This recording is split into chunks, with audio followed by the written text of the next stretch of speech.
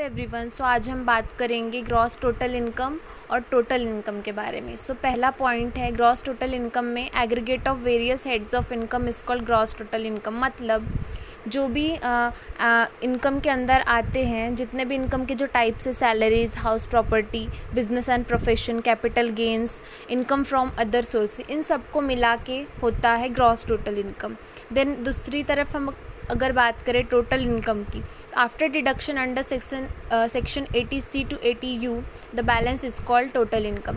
सो deduction के बाद section 80C और 80U के बाद जो बचता है उसे हम टोटल इनकम कहते हैं। So gross total income is not rounded off. Gross total income rounded off नहीं होता, मतलब जो भी वैल्यू है वो एक्यूरेट होती है उसमें।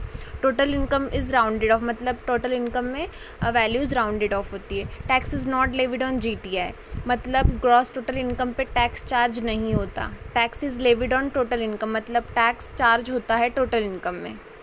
सो देन है gross total income can not be less than total income, मतलब GTI हमेशा टोटल इनकम से बड़ा होगा, कभी भी छोटा नहीं होगा। छोटा नहीं होगा मतलब ये हमेशा बड़ा होगा।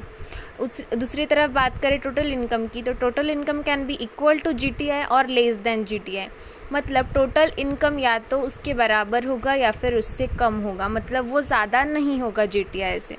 देन लास्ट पॉइंट है हमारा agriculture income is not included, मतलब GTI में एग्रीकल्चरल इनकम इंक्लूड नहीं होता है। दूसरी तरफ अगर हम बात करें टोटल इनकम की, so if agricultural income exceeds ₹5,000 it is include in the total income of an HUF to determine the tax payable by the assessee। मतलब अगर एग्रीकल्चरल इनकम 5,000 से एक्सीड करता है, मतलब ज़्यादा होता है, तो वो इंक्लूड होता है टोटल इनकम में HUF के दौरान। ओके, सो आई होप आपको समझ में आया होगा GTI और टोटल इनकम, मतलब GTI और TI, या फिर कह लो ग्रॉस टोटल इनकम या और टोटल इनकम, इनके बीच का डिफरेंस क्या है, ये सब मैंने आपको डिटेल में बताई हूँ। अगर 8 मार्क्स के लिए अगर ये क्वेश्चन आता है तो इतना डिफ्रेंसिएशन सफिशिएंट है। So thank you.